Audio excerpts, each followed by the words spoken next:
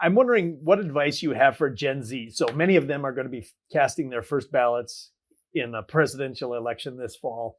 How can they learn to have more respectful dialogue about the issues that matter most to them? What's your advice to them? The first thing is to be as informed as you can humanly be. I mean, it's the sad thing is we know that we are at a point where the media presents to us extremely biased, one-sided views, whatever part of the political spectrum you're on. We know, like we're self-aware that the information we're getting is limited, that it's self-selected, curated, and yet we get such a dopamine hit from reading things that we already agree with that we're like the gerbils with the little snack things coming out of it. We just keep going to we just keep pulling on the bell or whatever they do to get those things. It's like, give me another one, give me another one.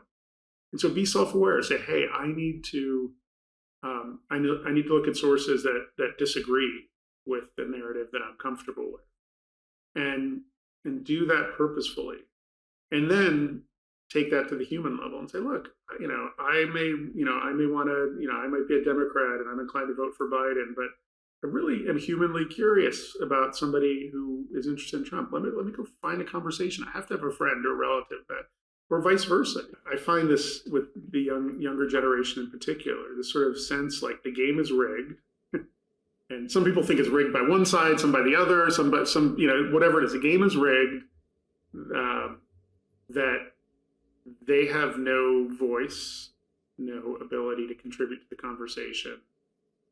They're sort of overwhelmed with information overload, and it just creates this kind of just a sense of despair and checking out. It takes away the agency that they should have, and that's tragic. Well, one thing I will add to that is when I get into conversations with people who have different ideas from me, I can focus on trying to win or trying to learn, but I can't do both. So if I'm focused on winning, then I'm just going to try to minimize that individual's ideas or perspectives. But if I really want to learn from that person, I have to put aside, this idea that I have to be right. And that can be hard for me to do. I'm a competitive guy. Well, we're all like that. We want to be right, and I've experienced this personally with my best friend from my college years. We're still very close, and we've sort of drifted to sort of opposite sides on many political issues over the years. We still care about each other deeply, and so we've cultivated our own practices. Like one of the things we're almost always talking on the phone because we live far apart, is the sort of 30-second rule. Like you just have to shut up for 30 seconds and let the other person say it. And believe me, my buddy will pull out his phone and time it. And just give them their 30 seconds. Don't interrupt. Listen to what they're saying.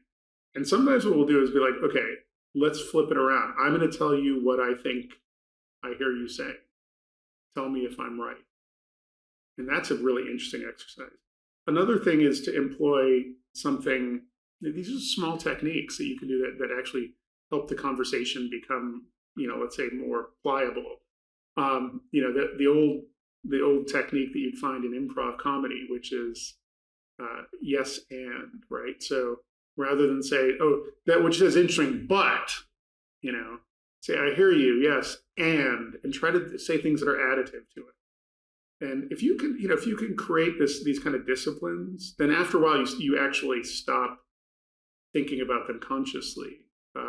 That's one of my own areas of discipline, is trying to listen better. Trying to, because what we often do is, and this happens at a seminar table, it happens in conversation with friends. Somebody's speaking, we're not really listening to them. We're thinking about what our rejoinder is going to be. We're sort of crafting it. Like it's just going to be beautiful. Just as soon as they stop talking, it's going to be so beautiful. Sometimes we can't even wait for them to stop saying it. It's like it just comes out. Like if we could just push that down and be like, okay, I'm really, really listening. I'll tell you one thing. When I was at St. John's College, again, which is sort of this great books college with a common curriculum, totally discussion based.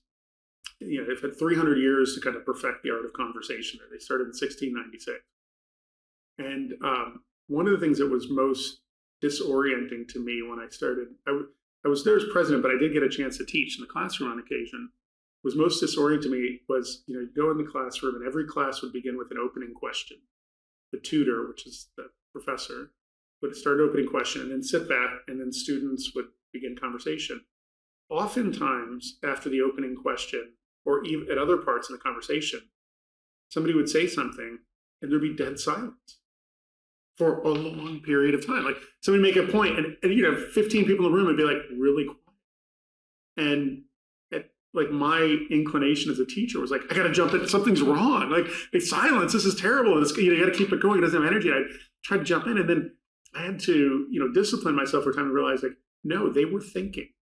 They had listened and they were thinking about their response before they said anything back.